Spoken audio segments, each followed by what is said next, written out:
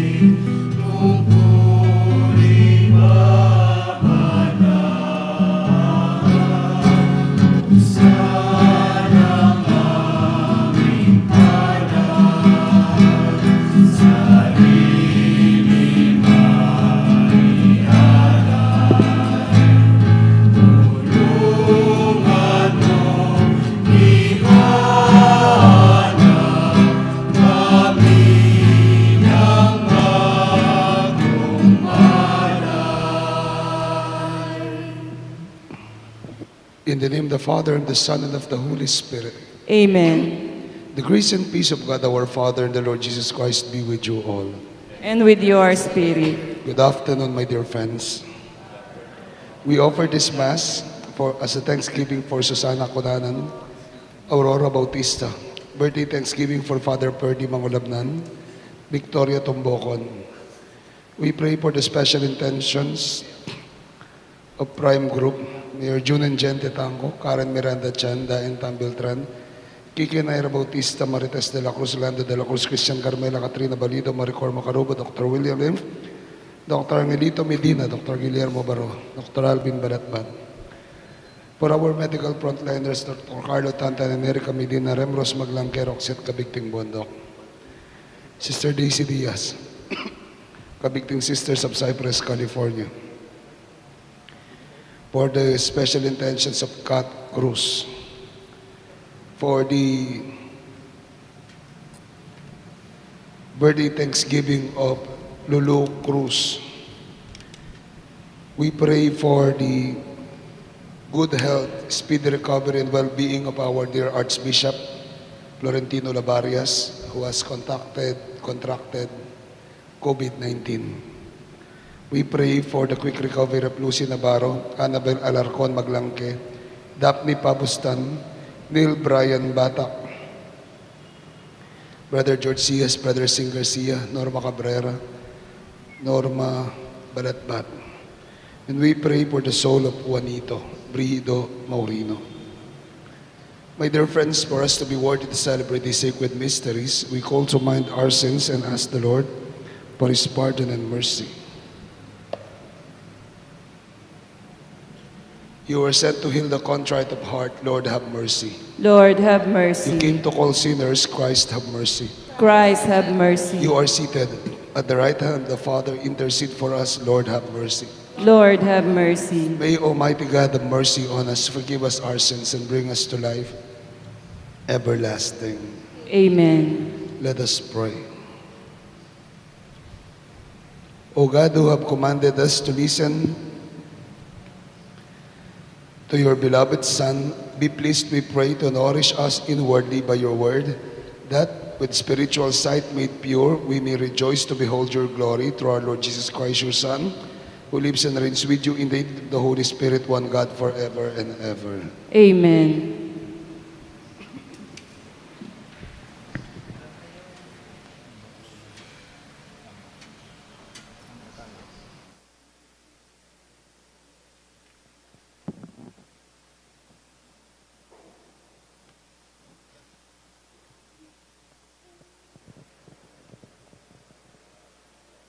A reading from the book of Genesis. God put Abraham to the test. He called him. "Abraham, here I am," he replied. Then God said, "Take your son Isaac, your only one, whom you love, and go to the land of Moriah. There you shall offer him as a holocaust on a height that I will point out to you."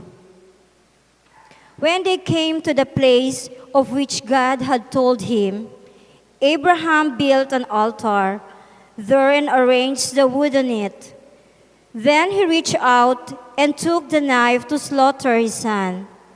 But the Lord's messenger called to him from heaven, "Abraham, Abraham, here I am," he answered. "Do not lay your hand on the boy," said the messenger. "Do not do the least thing to him. I know how devoted you are to God, since you did not withhold from me your own beloved son." As Abraham looked about, he spied a ram caught by its horn in the thicket. She went and took the ram and offered it up as a holocaust in a place of his son. Again the Lord's messenger called to Abraham from heaven and said, "I swear by myself, declares the Lord, that because you acted as you did in not withholding from me your beloved son, I will bless you abundantly and make your descendants as countless as the stars of the sky and the sands of the seashore. Your descendants shall take possession of the gates of their enemies, and in your descendants all the nations of the earth shall find blessing. All this because you obeyed my command." The word of the Lord. Thanks be to God. I will walk before the Lord in the land of the living. I will walk before you, Lord, in the land of the living. I believe even when I said, "I am greatly afflicted." Precious in the eyes of the Lord is the death of his faithful ones. I will walk before the Lord in the land of the living. O Lord, I am your servant. I am your servant, the son of your handmaid, who have loosed my bands. To you will I offer sacrifice of thanksgiving, and I will call upon the name of the Lord. I will walk before the Lord in the land of the living. My vows to the Lord I will pay in the presence of all his people, in the courts of the house of the Lord, in your midst, O Jerusalem. I will walk before the Lord in the land of the living.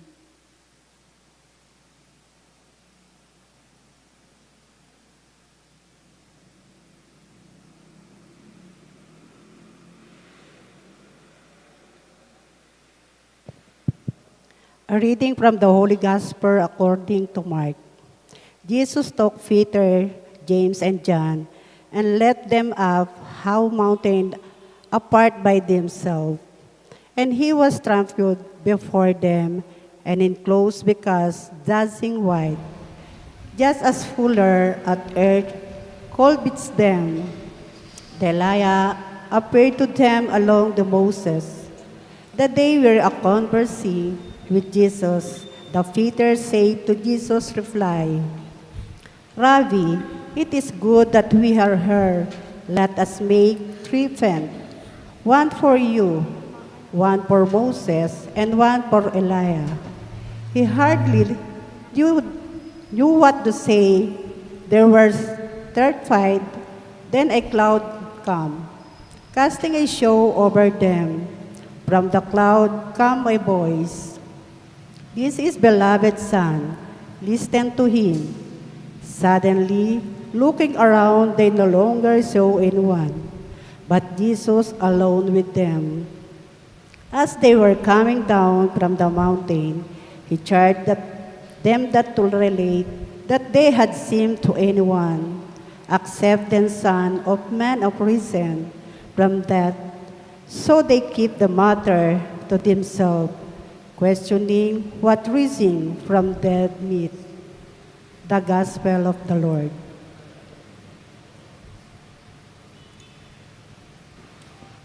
The word of the Lord.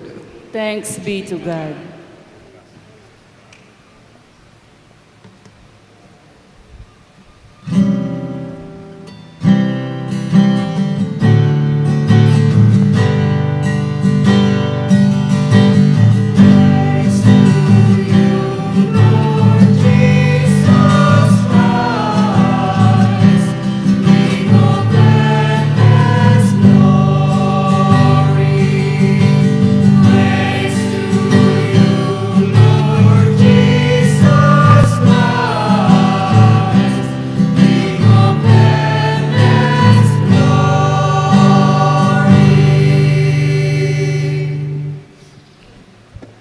The Lord be with you. And with your A spirit. reading from the Holy Gospel according to Mark.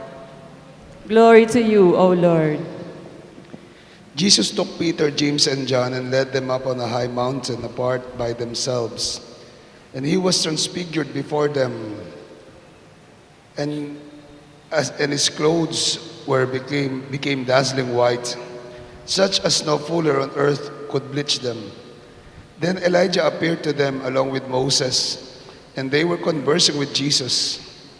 Then Peter said to Jesus in reply, Rabbi, it is good that we are here. Let us make 3 tents, one for you, one for Moses, and one for Elijah. He hardly knew what to say. They were so terrified. Then a cloud came, casting a shadow over them.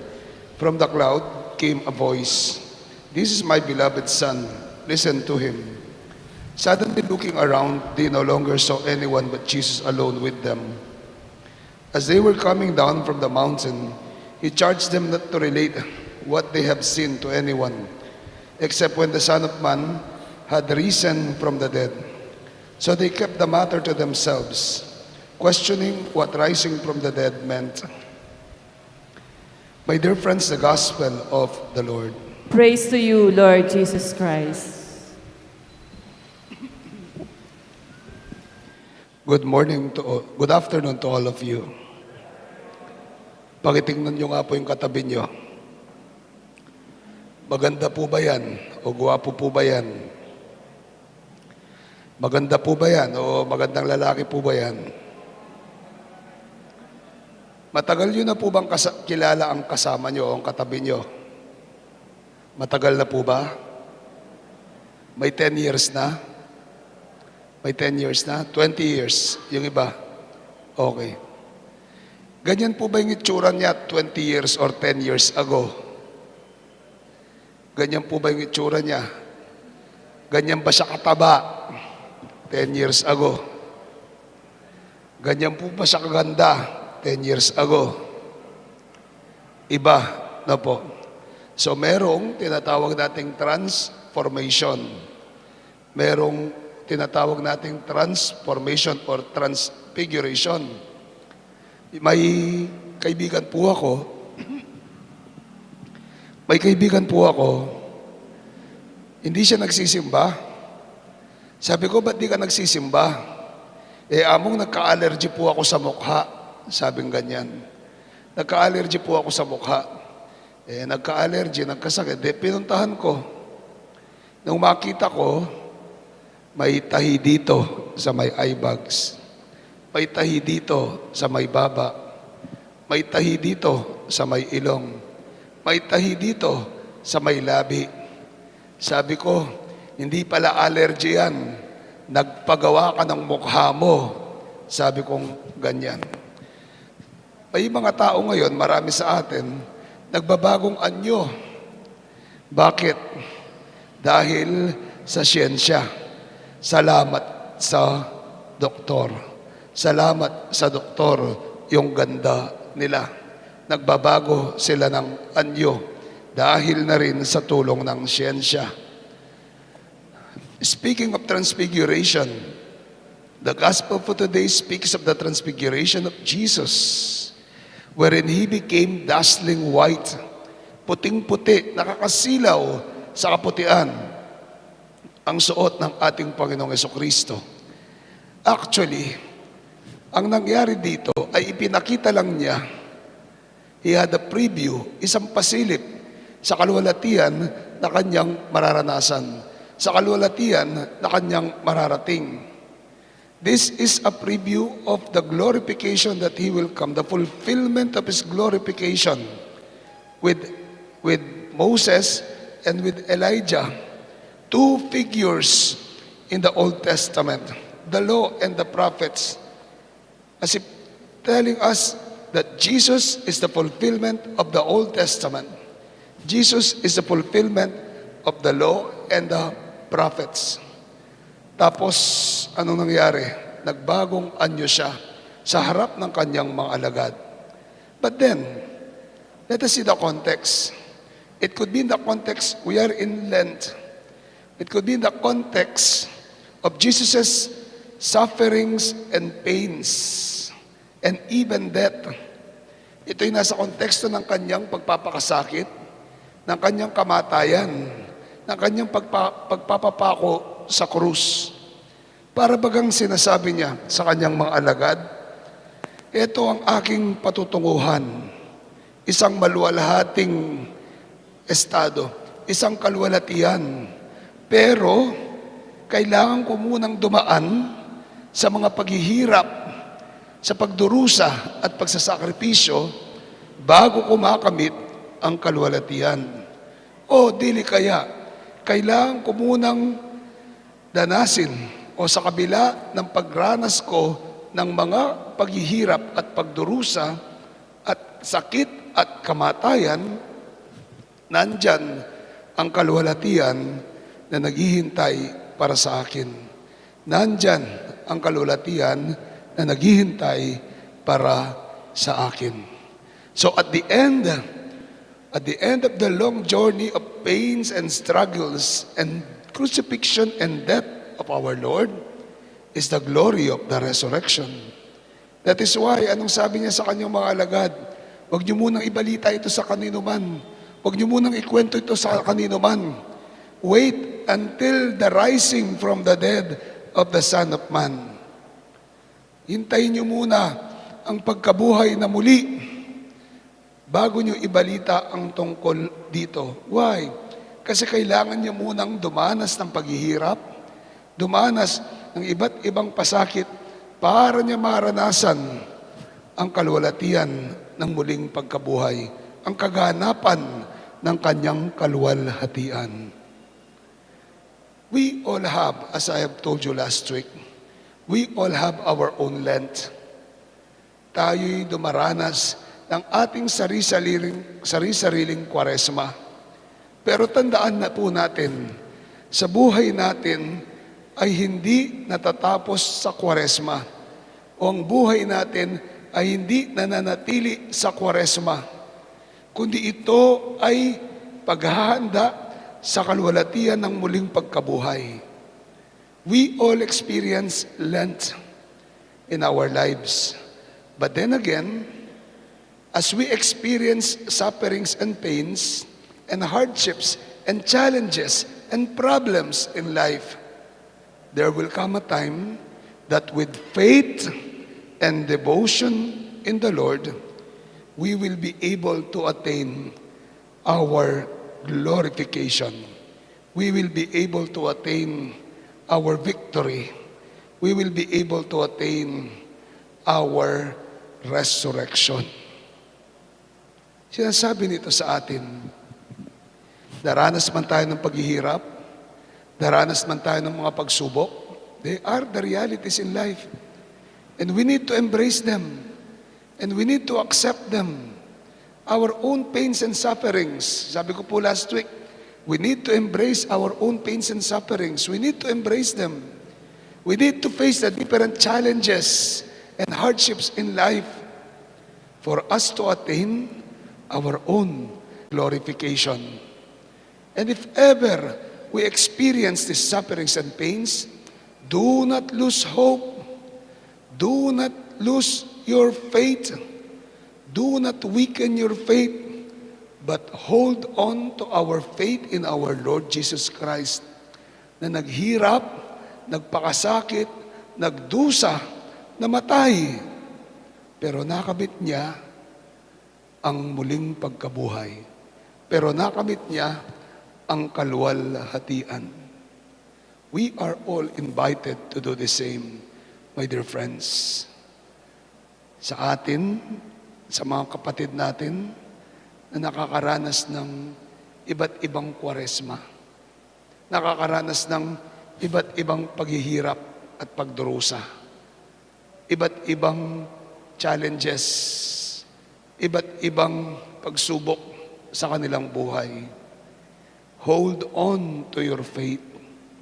Hold on to your faith, because we will be able to see a glorious resurrection.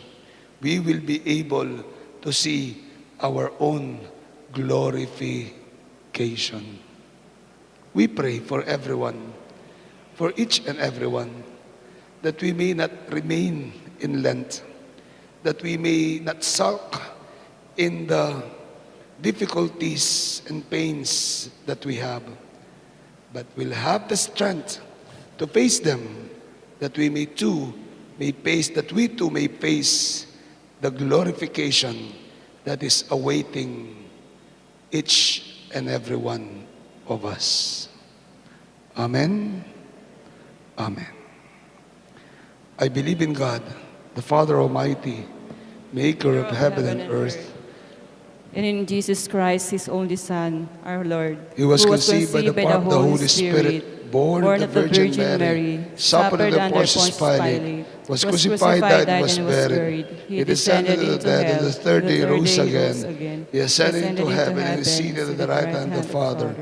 He will come again to judge the living and the dead. I believe in the Holy Spirit, in the Holy Catholic Church, the communion of saints, the forgiveness of sins, the resurrection of the body, and life everlasting. Amen. Lord of light, listen to our prayer.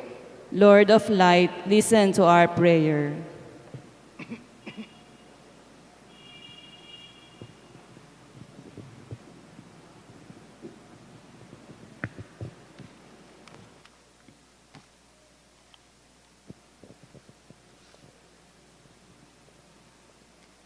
In a world impatient with discomfort and imperfection, may the Church be a sign that all are pilgrims in this world that is in agony while waiting for the full revelation of God, we pray.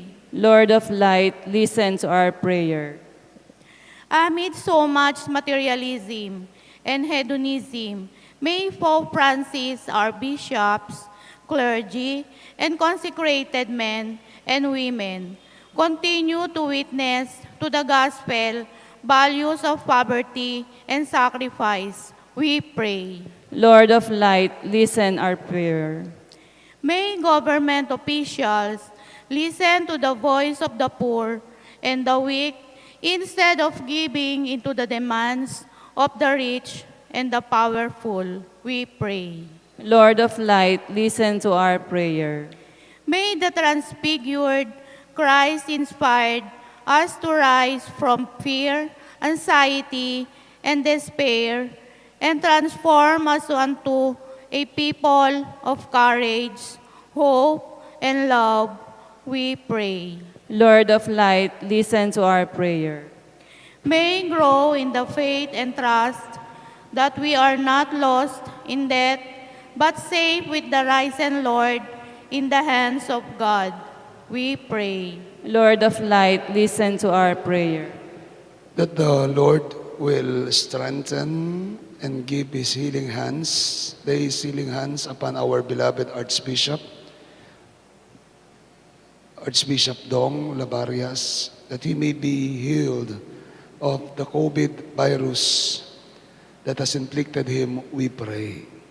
Lord of light, listen to our prayer. In the silence of our hearts, we pray for our own personal intentions.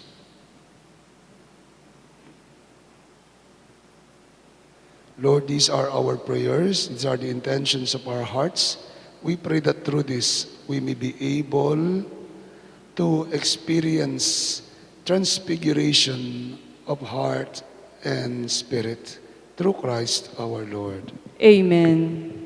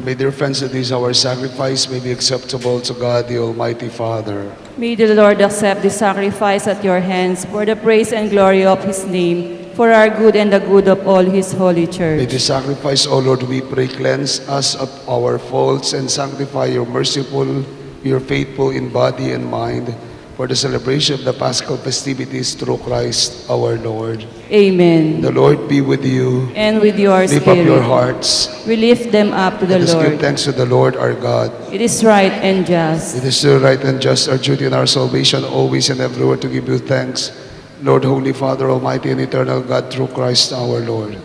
For after he had told the disciples of his coming death, on the holy mountain he manifested to them his glory, to show even by the testimony of the law and the prophets that the passion leads to the glory of the resurrection. And so with all the powers of heaven we worship you constantly on earth, and before your majesty without end we acclaim.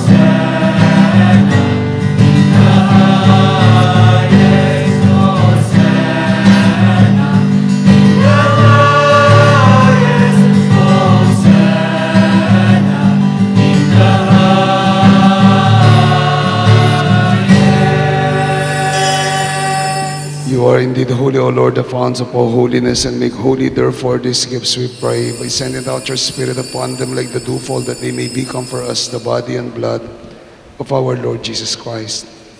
At the time he was betrayed and entered willingly into his passion, he took bread and giving thanks, broke it, gave it to his friends, saying, "Take this, all of you, and eat of it, for this is my body which will be given up for you."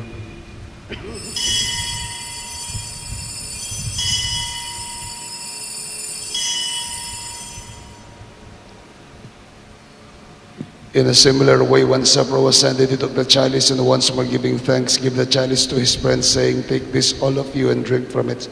For this is the chalice of my blood, the blood of the new and eternal covenant, will be poured out for you and for the many for the forgiveness of sins. Do this in memory of me."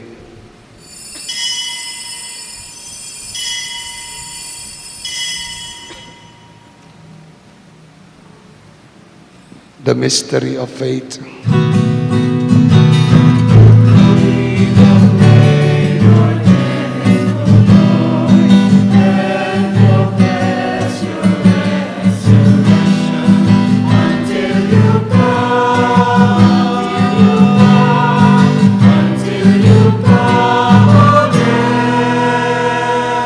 As we celebrate the memorial feast, death, and resurrection, we offer, Lord, the bread of life and the chalice of salvation, giving thanks that you have held us worthy to stand in your presence and minister to you. Humbly we pray that partaking of the body and blood of Christ, we may be gathered into one by the Holy Spirit. Remember, Lord, your church spread throughout the world and bring her to the fullness of charity. Together with Francis, our Pope, Florentino, our Archbishop, Paciano, his emeritus, and all the bishops with the clergy, and your children whom you have gathered here before your altar. Remember also our brothers and sisters who have fallen asleep in the hope of the resurrection, and all have died in your mercy. Welcome them into the light of your face, and have mercy on us all, we pray, that with the Blessed Virgin Mary, Mother of God and our Mother, with Saint Joseph, our most chaste spouse, with the blessed apostles and all the saints who have pleased you throughout the ages, we merit to be co-heirs to eternal life, and we praise and glorify you through your Son, our Lord Jesus Christ. Through him, with him, in him, O God, Almighty Father, in the unity of the Holy Spirit, all glory and honor is yours forever and ever. Amen. As one family, we pray to the Father with the words Jesus taught us.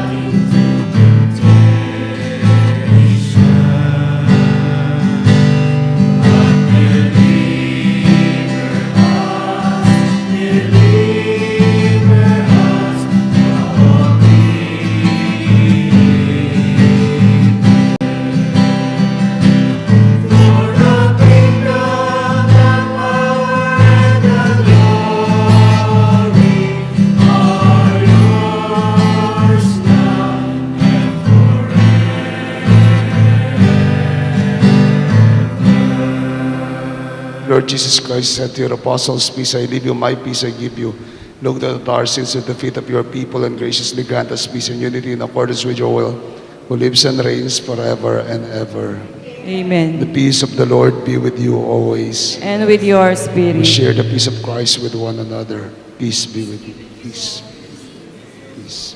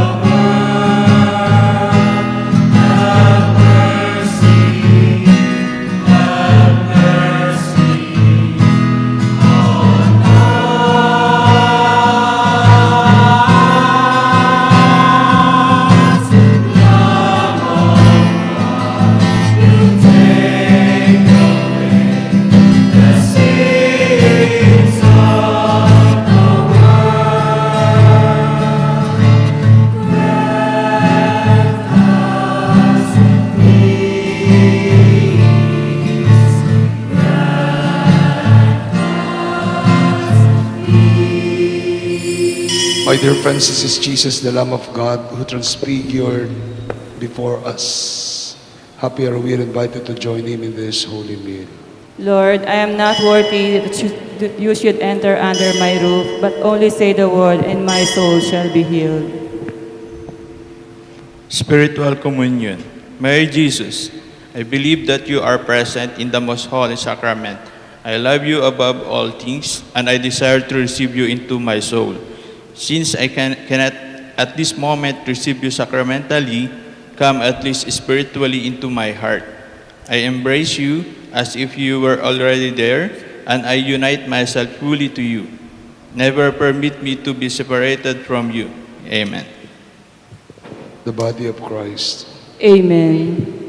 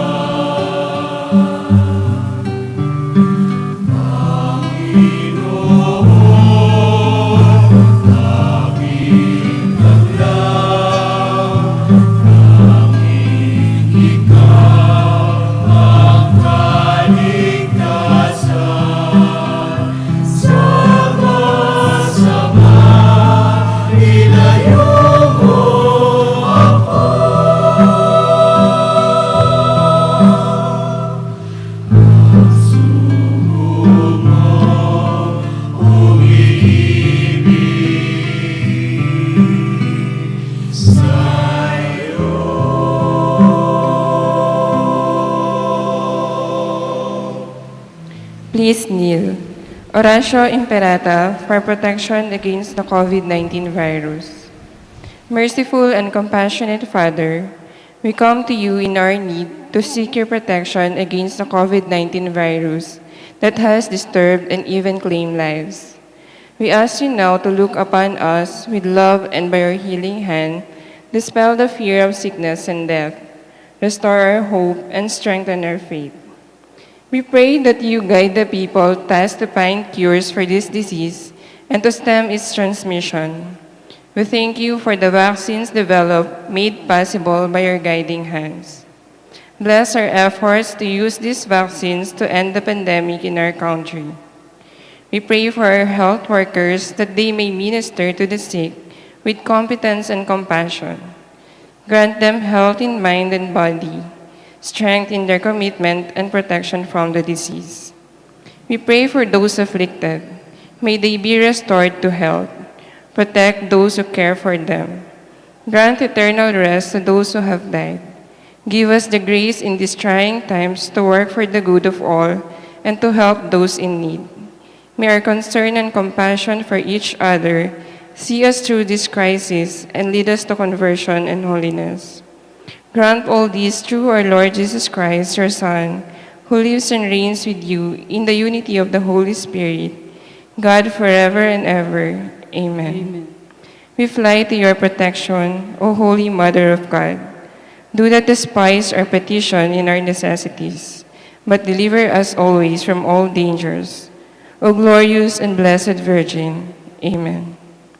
Saint Joseph, Pray for us. Saint Raphael the Archangel, Pray for us. Saint Roque, Pray for us. Saint Lorenzo Ruiz, Pray for us. Saint Peter Calungsod, Pray for us. Saint John Paul II, Pray for us. Saint Teresa of Calcutta, Pray for us. Saint Pio of Pietrelcina, Pray for us. Saint Serapion, Pray for us. Saint Peter Nolasco, Pray for us. our Mother and Patroness, Nuestra Señora de la Merced, Pray for us.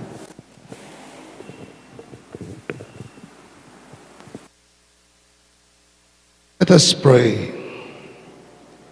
Bless your faithful. Receive as we receive these glorious mysteries. We make thanksgiving to you, O Lord, for allowing us while still on earth to be partakers even now of the things of heaven. Through Christ our Lord. Amen. Please be seated for a while.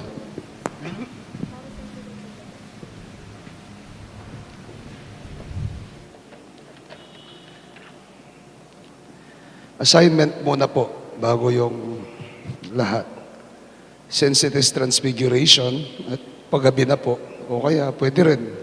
Yung mga babae pwedeng mag-makeup, magpaganda ngayong gabi. Yung mga lalaki pwedeng magpagwapo rin ngayong gabi. Amen? Okay.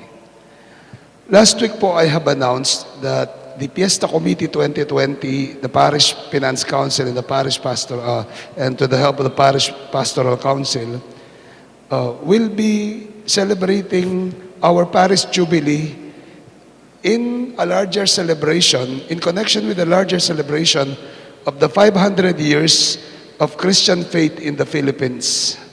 500 years of Christian faith in the Philippines. With this, the Fiesta Committee and the Parish Finance Council, standing as the Fiesta Committee, have decided to have this project, a monument in Pinak. It will be called Birhen or Nuestra sa Pinak. Nasaan? Nuestra sa Pinak. It will be in Paligi. It will be erected in Paligi, Candaba. With the help of our Parish Finance Council and Fiesta Committee, and with your help, this will be our gift, the parish gift to the Philippine Church as we celebrate the 500 years of Christian faith. And as we celebrate our deep devotion to Nuestra Señora de la Merced. Birhen or Nuestra sa Pinak will be erected. The lot was donated by Mr. and Mrs. Merlin and Lisa David.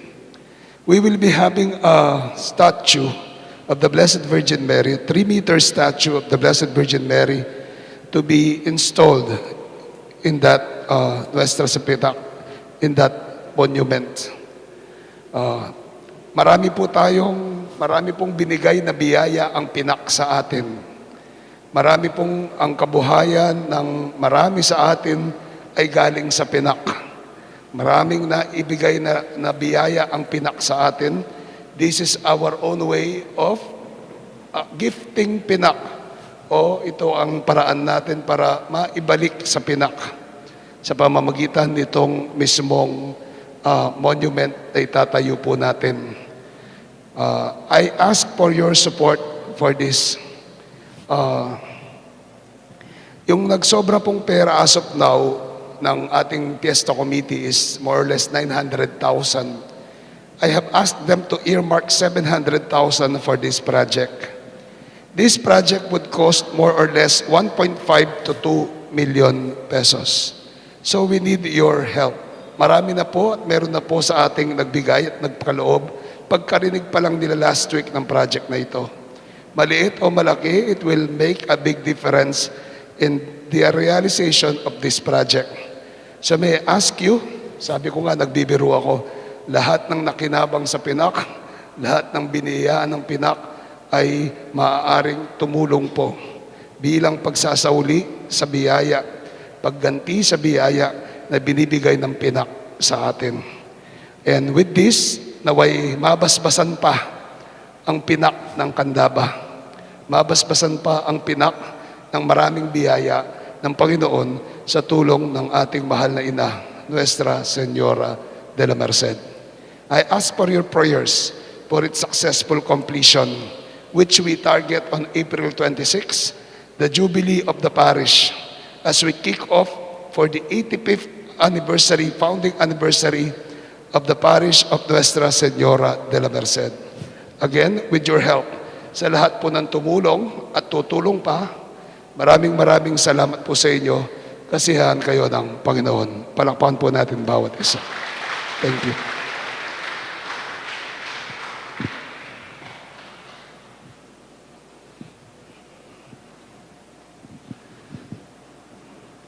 The Lord be with you. And with your And may spirit. Almighty God bless you and keep you and your families, the Father, the Son, and the Holy Spirit. Amen. Our Mass has been offered. Go and bring the face of Christ to everyone.